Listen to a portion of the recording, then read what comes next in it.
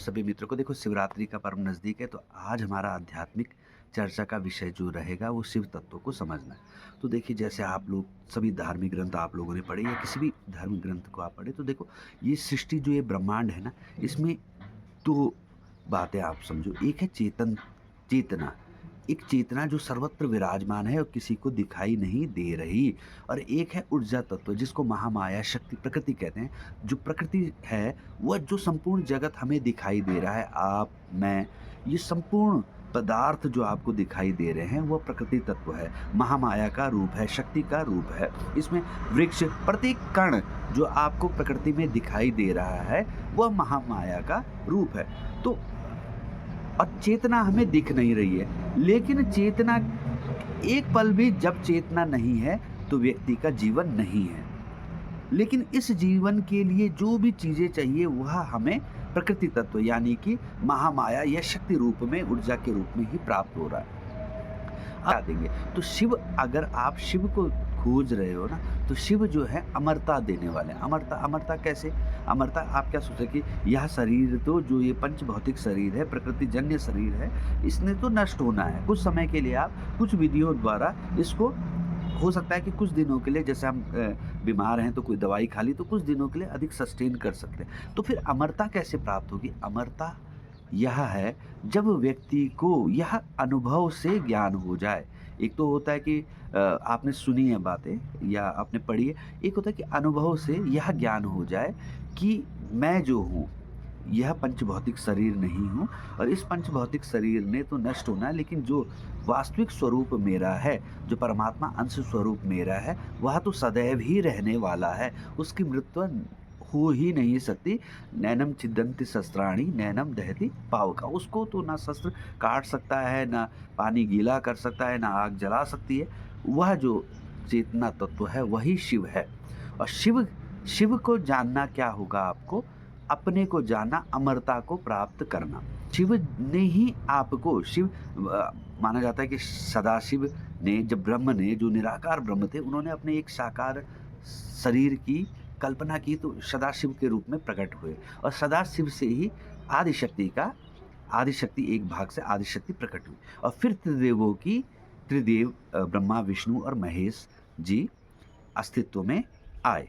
तो अब बात है कि जो शिव के, निराकार शिव के साकार रूप हैं, वह कौन है? वह है महेश, जिनको हम महादेव कहते हैं। और महादेव क्या कहते हैं? महादेव आपको सदाशिव से मिलाने के मार्ग में ले जाते हैं। उस निराकार स्वरूप को जानने का मार्ग बताते हैं। अब देखो, आप लोगों ने अगर पढ़ा होगा विज्ञान भैरव तंत्र, तो विज्ञान भैरव तंत्र में भगवान शिव माँ पार्वती को बता रहे हैं विधियाँ कि भाई ये विधियाँ हैं, इन विधियों से तुम उस चेतना का अनुभव कर सकते हो। इन विधियों से तुम उस चेतना का अनुभव कर सकते हो। तो महादेव क्या है? जो उस परमात्मा तत्व का, जो शिव तत्व का ज्ञान कराने के लिए भौतिक रूप में विद्यमान है। मतलब भौतिक शरीर में, जैसा भौतिक शरीर होता है उसके रूप में जो विराजमान है, और जिन्होंने उस परमात्मा तत्व को, जगत को, जो जगत उस मार्ग पे जाना चाहता है, अपने स्वरूप को पहचानना चाहता है, अपने शिव स्वरूप को, अपना ही स्वरूप है वो, वह जो शिव स्वरूप है, ब्रह्म स्वरूप है, उसको पहचानना चाहता है, तो महादेव हैं, जो भगवान शिव के ही साकार रूप हैं, भगवान शिव के ही साकार रूप हैं। वह आपको उनकी जो मार्ग पे चलने से आप शिव तत्व को जान लेंगे। अब भौतिक शरीर की, भगवान के, भगवान शिव जो निराकार ब्रह्म हैं, उनके भौतिक जो शरीरधारी भगवान महादेव हैं, भगवान शिव शंकर हैं, वह उनकी, वह क्या है? उनका रूप क्या है? तो उनका रूप क्या है?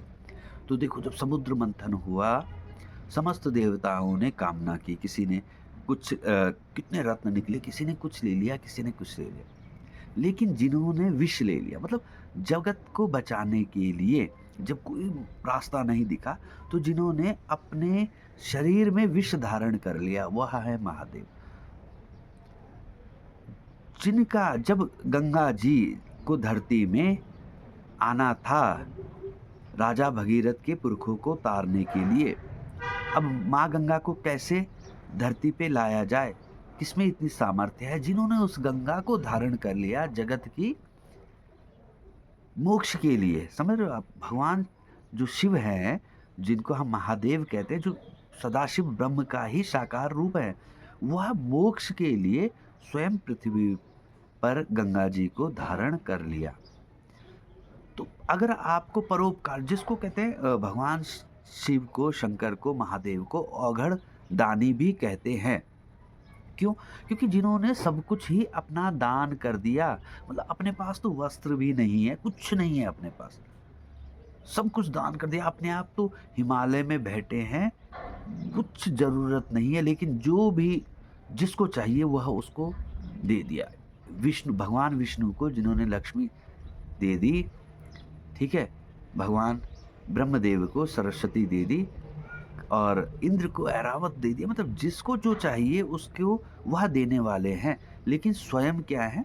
स्वयं जो वास्तविकता है वह स्वयं जो महादेव हैं वह शिव रूप को जानने की प्रेरणा देते हैं और शिव रूप को जानने का ज्ञान देते हैं। आप देखो कि जब आदिशक्ति ही माँ पार्वती के रूप में आई तो भगवान शिव जो है माँ पार्वती को कथा सुनाते हैं और उनको ज्ञान दिलाते हैं कि तुम अपने रूप को पहचानो, अपने आदिशक्ति रूप को पहचानो, क्योंकि तुम एक नहीं हो, तुम जगत में जो कुछ भी दिख रहा है वो तुम ही हो, तुम्हारे अतिरिक्त तो कुछ नहीं है। जो भी शरीर दुनिया में, ब्रह्मांड में आपको दिख रहा है ना, वह आदिशक्ति महामाया का ही रूप है। और महामाया जब परमात्मा प्रसन्न हो जाएंगे, महामाया प्रसन्न हो जाएगी, तो महामाया अपना रूप हटा देगी और तुम्हें ब्रह्म का साक्षात्कार, शिव का साक्षात्कार हो जाएगा। तो वास्तव में जो हमारे ब्रह्म हैं, ब्रह्म जो है, चेतना जो है, उन्हीं के जो साकार रूप हैं वह महादेव हैं। और महादेव जो है वह हमें ब्रह्म तक, शिव तक पहुँचने का मार्ग बताते हैं। क्योंकि भाई पुराणों में भी कहा गया है कि मेरे ही यह 3 रूप हैं, इनमें कोई भेद मत करना। कौन-कौन रूप? ब्रह्मा, विष्णु और महेश।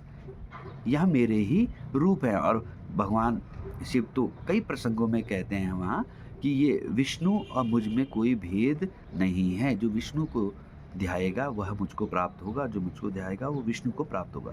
तो मुझे लगता है कि ये वीडियो आज के लिए काफ़ी है। आप अपनी प्रतिक्रिया ज़रूर दें। और जो सब कुछ सबको देने वाले हैं, यहाँ तक कि जो मोक्ष का मार्ग भी बताने वाले हैं, वह भगवान शिव, शंकर, महादेव हम सब पर कृपा करें। और जो आदिशक्ति, जो सब दुनिया के भौतिक रूपों को प्रदान करने वाली है, भौतिकता जहाँ भी है वह आदिशक्ति का ही रूप है।